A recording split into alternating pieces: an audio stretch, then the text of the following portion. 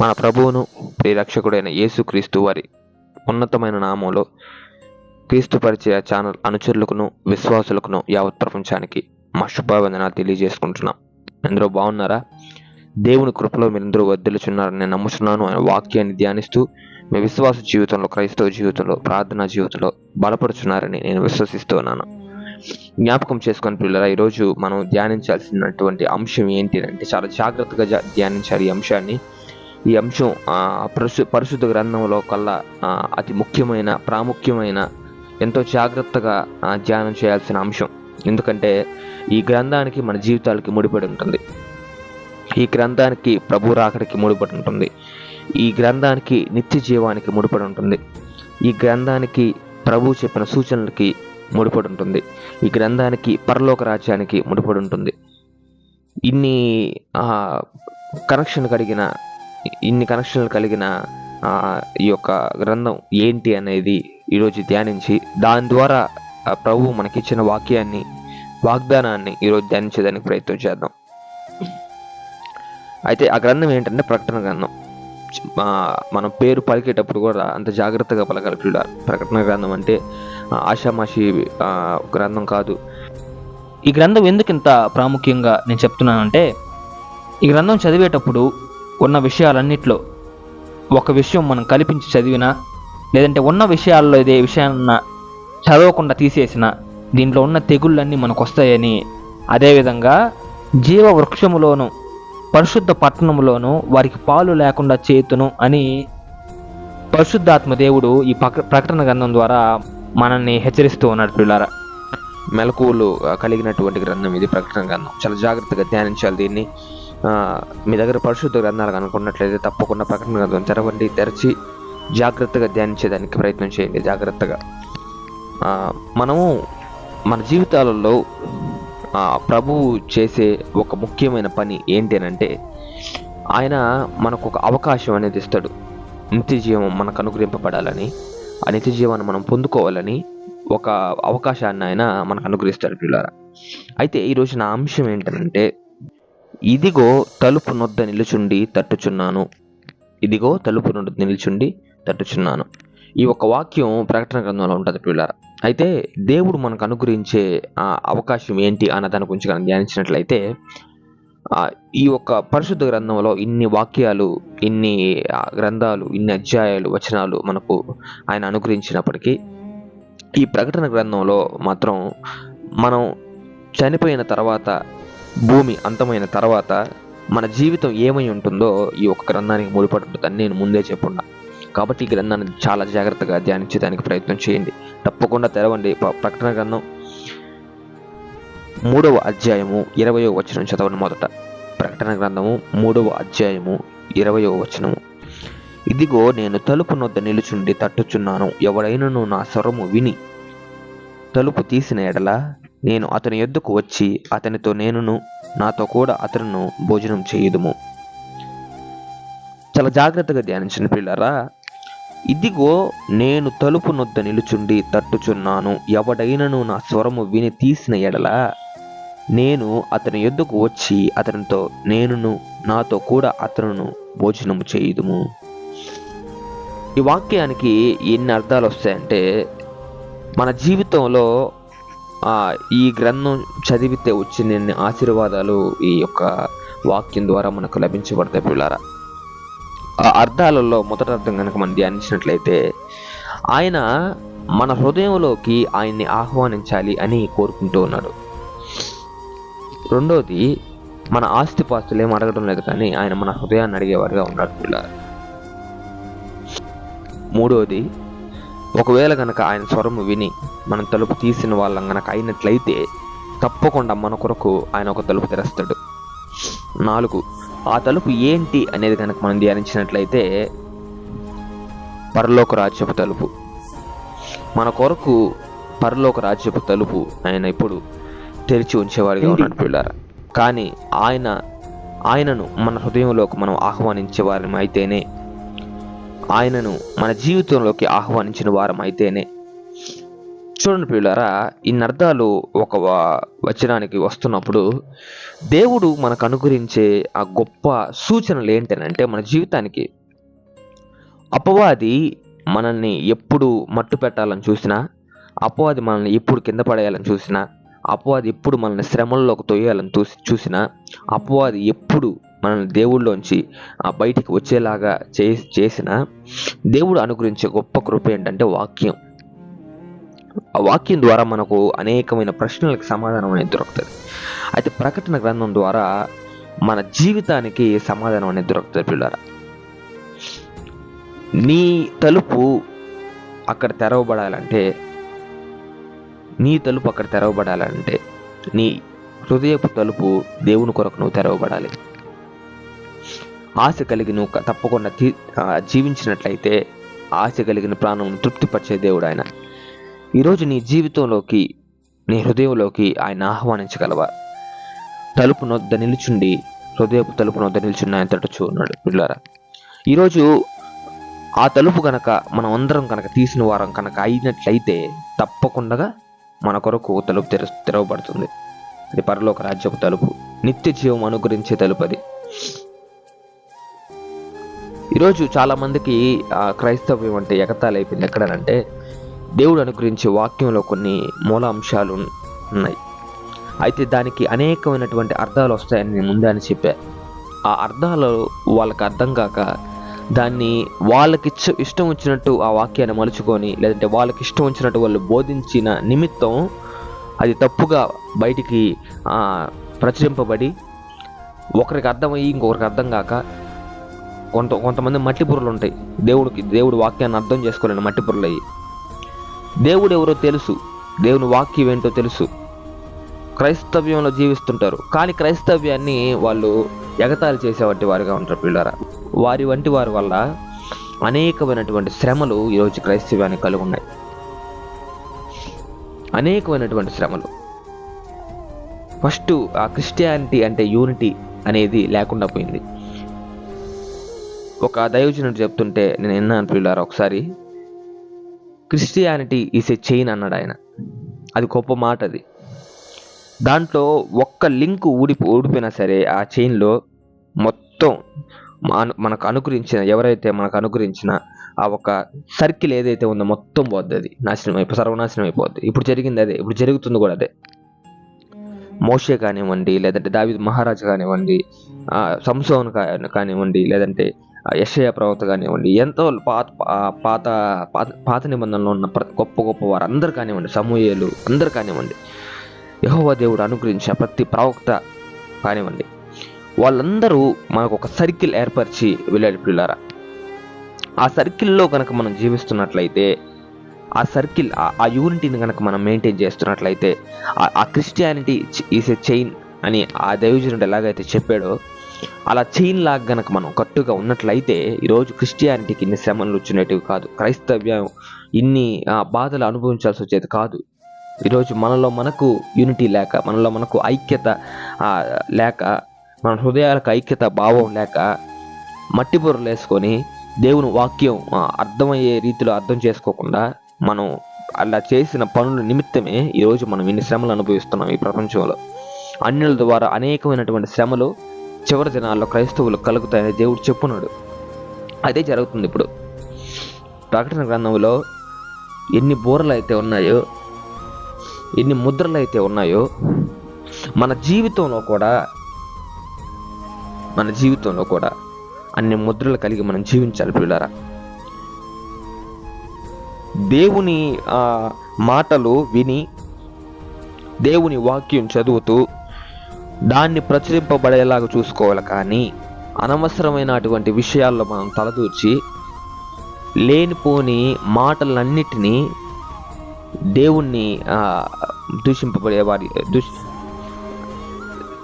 లేనిపోయినటువంటి మాటల ద్వారా దేవుణ్ణి దూషణ పాలు చేస్తున్నాం. ఈరోజు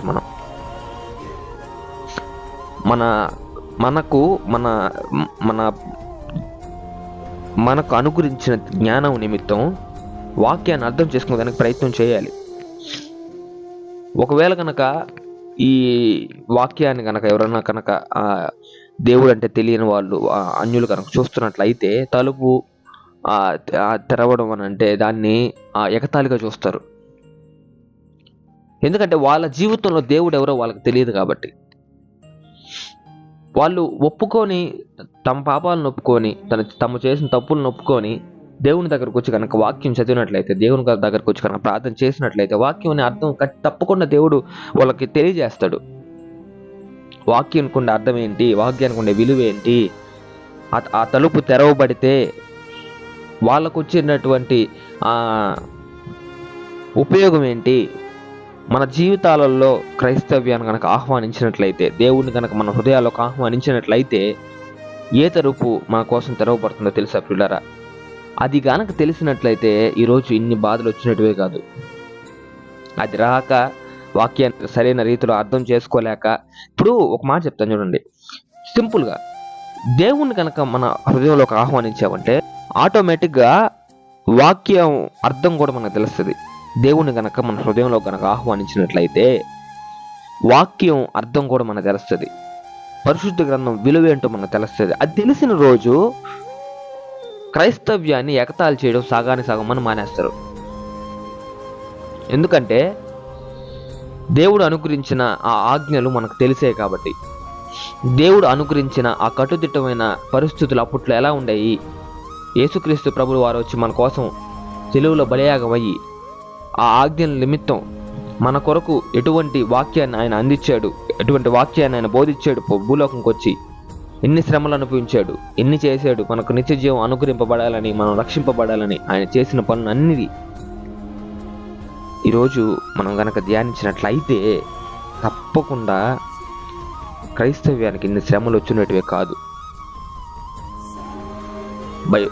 పరిశుద్ధ గ్రంథం ఉన్నట్లయితే శ్రమలు కలుగుతాయని చెప్తే శ్రమలు ఉంటుండే, కానీ మరి ఈ రేంజ్లో కలుగున్నాం అనుకుంటా నాకు తెలిసినంత వరకు. ఎందుకంటే ఈరోజు వాక్యం విలువ తెలియని క్రైస్తవులందరూ బయలుదేరి ఆ వాక్యాన్ని విలువ లేకుండా చేస్తున్నారు. ఈ వాక్యానికి అనేకమైనటువంటి అర్థాలు వస్తాయని ముందుగానే చెప్పున్నాను పిల్లారా. అయితే మన కొరకు ఒక తలుపు తెరవబడి ఉంటాడు అని మనం ధ్యానిస్తున్నాం. ఆ ఒక్క వాక్యం ఎక్కడుందో ఈ యొక్క ప్రకటన గ్రంథంలో చూద్దాం పిల్లారా. 3వ అధ్యాయము 8వ వచనం చూడండి. ప్రకటన గ్రంథం 3వ అధ్యాయం 8వ వచనం. నీ క్రియలను నేను ఎరుగుదును, నీకున్న శక్తి కొంచెమే ఉండినను నీవు నా వాక్యమును గైకొని నా నామము ఎరుగనలేదు. ఇదిగో తలుపు నీ ఎదుట తీసి ఉంచి ఉన్నాను, దానిని ఎవడను వేయనేరడు. చూడండి పిల్లలు, ఇంకోసారి చదువుకుందాం. నీ క్రియలను నేను ఎరుగుదును, నీకున్న శక్తి కొంచెమే ఉండినను నీవు నా నామమును గైకొని నా నామము ఎరుగుననలేదు. ఇదిగో తలుపు నీ ఎదుట తీసి ఉంచి ఉన్నాను, దానిని ఎవడును వేయనేరడు. దేవుని మన హృదయంలోకి ఆహ్వానించిన రోజు ఆయన మన కొరకు తీసిన తలుపు ఎవ్వడును మూసే అంత శక్తి ఇంకా ఎవరికి రాల. ఎవరును మూలేడంట ఆ తలుపుని. నిత్య జీవం మనకు అనుగ్రహించబడే తలుపు, రక్షణ మనకు అనుగ్రహించబడే తలుపు, మరణం తర్వాత జీవితం, నూతన సృష్టి, మనం వారసులం అవుతాం పిల్లారా. అక్కడ ఆ తలుపు మన కొరకు తెరవబడుతుంది. ఎప్పుడు భూలోకంలో దేవుని కొరకు మనం తలుపు తెరిచినప్పుడు, మన హృదయాల్లోకి ఆయన ఆహ్వానించినప్పుడు, మన జీవితాల్లోకి ఆయన ఆహ్వానించినప్పుడు, మన జీవితాల్లో దేవుని వాక్యాన్ని మనం ధ్యానించినప్పుడు, దేవుని వాక్యాన్ని సరైన రీతిలో మనం కనుక ధ్యానించినట్లయితే, దాని అర్థం కనుక మనం తెలుసుకున్నట్లయితే, ఈరోజు ప్రభు మనతో మనిషితో ఎలా మాట్లాడతాం అలా మాట్లాడేవారుగా ఉన్నాడు పిల్లారా. రెడీగా ఉన్నాడు, సిద్ధంగా ఉన్నాడు, తలుపు తడుతూ ఉన్నాడు. ఈరోజు నీ హృదయం అనే తలుపు తెరవగలవా? దేవుణ్ణి నీ హృదయంలోకి ఆహ్వానించగలవా? నీవు కనుక దేవుణ్ణి కనుక నీ హృదయంలోకి ఆహ్వానించినట్లయితే తప్పకుండా ఆయన నీ హృదయంలోకి ప్రవేశించి నీకు నిత్య జీవం అనుగ్రహించేవారిగా ఉన్నాడు. ఎందుకంటే ఎవడైనాను నా స్వరము విని తలుపు తీసిన ఎడల అతని యొద్దకు వచ్చి అతనితో నేనును నాతో కూడా అతనును భోజనం చేయదము. ఆహ్వానించగలుగుతామా ప్రియులారా దేవుణ్ణి మన హృదయంలోకి ఈరోజు? లేదంటే మన హృదయంలో మలినం ఉందేమో, దాన్ని ఈరోజు శుద్ధీకరించుకునే దానికి ప్రయత్నం చేద్దాం వాక్యం ద్వారా. ఎందుకంటే మన జీవితంలో మలినం ఉన్న, మన హృదయంలో మలినం ఉన్న దాన్ని శుద్ధీకరించేది వాక్యం మాత్రమే. ఆ వాక్యాన్ని సరైన పద్ధతిలో ధ్యానించడానికి ప్రయత్నం చేద్దాం ప్రతి ఒక్కరం. దేవుడు మనకు అనుగ్రహించిన వాక్యాలకి సరైన అర్థం తెలిసిన రోజు ప్రభు కొరకు ఎప్పుడు మనం సేవ చేసేటువంటి వారిగా ఉంటాం ప్రియులారా. ఎందుకంటే ఈ భూలోకంకి వచ్చి ఆయన అనుభవించిన శ్రమల నిమిత్తం మన శ్రమలు పూచికు పుల్ల కూడా పనికిరాదు. పుల్ల చెత్త కాగితాలతో కూడా సరితూచలేం ఆయన పడిన శ్రమలు. ఈరోజు క్రైస్తవ్యంలో జరిగే పనులు ఏంటంటే చిన్న శ్రమలో పెద్ద శ్రమలో వాళ్ళకు వచ్చే శ్రమల నిమిత్తం ఆ బాధని దేవుడి దగ్గర వెల్లడపరచడంలో వాళ్ళు మనుషుల దగ్గర చెప్తారు. అంతా ఎత్తుకొచ్చి మాకు ఈ బాధ కలిగింది, పెద్ద బాధ వచ్చింది మాకని, మేము ఆర్థికంగా వెనకబడిపోయాను ఎత్తుకుపోయి మనుషులకి చెప్తారు. మేము శారీరకంగా మానసికంగా వెనకబడిపోయాను ఎత్తుకుపోయి మనుషులకి చెప్తారు. దేవుడు మమ్మల్ని మా చేయి వదిలేసాడని చెప్పి మనుషులకు చెప్తారు ఎత్తుకుపోయి. నీకు ఏ బాధ ఉందో ఏ కష్టం ఉందో దేవునితో నువ్వు చెప్పిన ఎడల ఆయనే నీకు సమాధానం అనుగ్రహిస్తాడు కదా. ఎందుకు చెప్పవు దేవునికి? దేవుడికి ఎందుకు చెప్పవు? దేవుడికి ప్రతి ఒక్కరు కూడా పిల్లారు, నేను చాలా దగ్గర చూశాను, చాలా మంది దగ్గర విన్నాను నేను, మాకు ఈ బాధ వచ్చింది దేవుడు మమ్మల్ని విడిచిపెట్టేశాడు, నేను ఆర్థికంగా వెనకపోయి ఉన్నాం దేవుడు మమ్మల్ని విడిచిపెట్టేశాడు. ప్రతి ఒక్క దాంట్లోకి మనం ఇహలోక సంబంధాలకు ప్రతి దానికి కూడా దేవుని ముడిపెడతాం. ఇహలోక స్నేహాలకి దేవుని ముడిపెడతాం. దేవుడు ఎందుకు ఆ మనిషిని నా జీవితంలో తీసేశాడు, ఎందుకు తీసేశాడో నువ్వు ప్రశ్నించద్దు. ఎందుకు తీసేసావు ప్రభు అని ఆయన్ని అడుగు, ఆయన నీకు సమాధానం చెప్పేవాడుగా ఉంటాడు. ఈరోజు చాలామంది అది అడగడం రావడం లేదో, లేదంటే వాక్యం ధ్యానించడం చేతగా ఉన్నది నాకైతే అర్థం కానుంది. కానీ చాలామంది చేసే పని ఏంటంటే సరైన పద్ధతిలో దేవుని వాక్యాన్ని ధ్యానించకపోవడమే. ఇదిగో తలుపు వద్ద నిలుచుని తట్టుచున్నాను, ఎవడైనా నా స్వరము విని తలుపు తీసినాడలా నేను తన హృదయంలో ప్రవేశిస్తానని దేవుడు చెప్పాడు కదా ఇక్కడ. మళ్ళీ దాంట్లో ఎక్కువ ఆలోచించాల్సిన అవసరం ఏం లేదు. నీ హృదయం అనే తలుపు ఈరోజు ప్రభు కొరకు నీ హృదయం అనే తలుపు ప్రభు కొరకు ఈరోజు నువ్వు తెరిస్తే పరలోక రాజ్యపు తలుపులు ఆయన నీ కొరకు తెరస్తాడు. దాన్ని మూసేవాడి భూలోకంలో ఎవరు పట్ల. దేవుణ్ణి మన హృదయంలోకి ఎప్పుడైతే ఆహ్వానిస్తామో దేవుని వాక్యానికి ఉన్న విలువ మనకు తెలుస్తుంది. నిజమైన అర్థాలు వాక్యానికి నిజమైనటువంటి ఏంటో మనకు తెలుస్తే పిల్లరా తప్పకుండా. నేను ఈరోజు ఇది ఎందుకు చెప్తున్నానంటే ఈ ఒక వాక్యం కూడా ఈరోజు ఇది ఎగతాళి చేయబడిన వాక్యం. ఇది అన్యుల ద్వారా ఎగతాళి చేయబడినటువంటి వాక్యాన్ని ఈరోజు నేను మీకు చెప్పేదానికి ప్రయత్నం చేస్తున్నాను. కాబట్టి ఈ యొక్క మనం ధ్యానించిన వాక్యాన్ని సరైన పద్ధతిలో అర్థం చేసుకొని ప్రభువుని మన జీవితంలోకి ఆహ్వానించాలని కోరుకుంటూ ఈ వాక్యాన్ని ముగిస్తున్నాను. ఈ చిన్న వాక్యాన్ని ఆయన దీవించునుగాక, మన కుటుంబాలందరికీ ఆయన తోడేండి కాపాడి బలపరచునుగాక. ఆమేన్. ప్రార్థన. ప్రేమగల మహిమగల మా దేవుడా, మా రక్షక వేతరంలో మేలును కనికరమును చూపించే దేవుడా, అత్యున్నతుడా ఉన్నతుడా ఉండవా ననవాడు దేవా, నీకే వందనాలు స్తుతులు చెల్లించుకుంటున్నాను నా తండ్రి. ప్రేమ స్వరూపైన రక్షక మమ్మల్ని కాపాడు దేవా, నడిపించే దేవా, నిత్య జీవం అనుగ్రహించే దేవా, నీకు స్తుతులు చెల్లించుకుంటున్నాను నా తండ్రి. అయినా ఈరోజు మేము ధ్యానించిన రీతిగా నా తండ్రి, ఆయన మా హృదయపు తలుపును నా తండ్రి తట్టుచు నిలబడ్డామేమో నా తండ్రి. నాయన మిమ్మల్ని మేము పట్టించుకున్నటువంటి వారిగా ఉన్నామేమో నా తండ్రి. జ్ఞాపకం చేసుకున్న తండ్రి, మన్నించు నా తండ్రి. ఆయన ఈరోజు మా హృదయపు తలుపు తెరచిన తండ్రి, మా హృదయంలోకి నిన్ను ఆహ్వానించే వారిగా మేము ఉన్నాం నా తండ్రి. మమ్మల్ని జ్ఞాపకం చేసుకున్న తండ్రి, నీవు మా కొరకు తెరిచిన తలుపు ఎవ్వరూ మూయలేడని సెలవిచ్చావు నా తండ్రి. ఆ విధంగా నా తండ్రి నిన్ను మా జీవితంలోకి మా హృదయంలోకి ఆహ్వానించి సరైన పద్ధతిలో నా తండ్రి నీవు మాకు అనుగ్రహించిన వాక్యాన్ని మేము ధ్యానిస్తూ మా జీవితాల్లో ముందు కొనసాగిపోతామని నేను కోరుకుంటున్నాను అండి. ముందు కొనసాగిపోతామని నేను ప్రార్థిస్తున్నాను నా తండ్రి. మమ్మల్ని జ్ఞాపకం చేసుకున్నా తండ్రి, మా కుటుంబాలను జ్ఞాపకం చేసుకున్నా తండ్రి. కుటుంబంలో ఎంతోమంది నా తండ్రి వాళ్ళ అవసరాల నిమిత్తమో నీకు దగ్గర అవ్వాలని నా తండ్రి ప్రయత్నిస్తుండగా నా తండ్రి, అటువంటి ప్రతి బిడ్డకి నా తండ్రి సమాధానం అనుగ్రహించమని వేడుకుంటున్నాను నా తండ్రి, నెమ్మదిని అనుగ్రహించమని వేడుకుంటున్నాను నా తండ్రి. ప్రతి కుటుంబాన్ని జ్ఞాపకం చేసుకొని పేరు పేరుతో ఆశీర్వదించి కాపాడి బలపరచమని వేడుకుంటాను నా తండ్రి. ఎంతో మంది బిడ్డలు నా తండ్రి అనేకమైనటువంటి కష్టాల ద్వారా నా తండ్రి, ఇబ్బందుల ద్వారా నా తండ్రి శ్రమను అనుభవిస్తుండగా నా తండ్రి, అపవాది నా తండ్రి వాళ్ళ జీవితంలో చేరి నా తండ్రి పరిస్థితులను మార్చి నా తండ్రి మనల్ని కలిసి వేస్తుండగా నా తండ్రి, నీ శక్తి ద్వారా నా తండ్రి అపవాదిని ఎదుర్కొనే ఒక భాగ్యాన్ని వాళ్ళకి ప్రసాదింప చేయమని వేడుకుంటున్నాను నా తండ్రి. అపవాదిని ఎదుర్కొని నా తండ్రి నాయన వాక్యం తెలియనటువంటి వారికి వాక్యం ప్రచురింపచేసే వారిగా నా తండ్రి మమ్మల్ని ఏర్పరచుకోమని, గొప్ప సాక్ష్యం మా జీవితంలో మేము కలిగి మా జీవితంలో ముందు కొనసాగిపోయేటువంటి వారిగా మమ్మల్ని తీర్చిదిద్దమని వేడుకుంటున్నాం నా తండ్రి. ఈ క్రీస్తు పరిచయ ఛానల్లో అనేక మంది వాళ్ళ ప్రార్థన అవసరం మాకు తెలుపుచుండగా నా తండ్రి, ప్రతి ఒక్క ప్రార్థన అవసరం నీ పాదాలు చెంత పెట్టి ఉన్నాం నా తండ్రి. జ్ఞాపకం చేసుకొని వాళ్ళకి సమాధానం అనుగ్రహించమని వేడుకుంటున్నాం నా తండ్రి, జవాబును అనుగ్రహించమని వేడుకుంటున్నాం నా తండ్రి. ప్రతి ఒక్కరిని నా తండ్రి సంఘాలని, సంకాపుల్ని, సేవకుల్ని, సువార్థికుల్ని ప్రతి ఒక్కరిని ఆశీర్వదించి కాపాడి బలపరచమని వేడుకుంటూ, ప్రతి కుటుంబాన్ని దర్శించమని ఆశీర్వదించమని వేడుకుంటూ నా తండ్రి, మరలా కనుక నీ రాకడ సమయం కనుక ఆలస్యమైనట్లయితే మేమందరం ఒక దగ్గర చేరి నిన్ను ధ్యానించే భాగ్యాన్ని మా ప్రసాదింప చేయమని వేడుకుంటూ మన ప్రభువైన యేసుక్రీస్తు వారి అత్యున్నతమైన మహిమ గల శ్రేష్టమైన నామములో అడిగి వేడుకుని పొందుకుంటున్నాం మా తండ్రి. Amen. Praise the Lord. May God bless you all.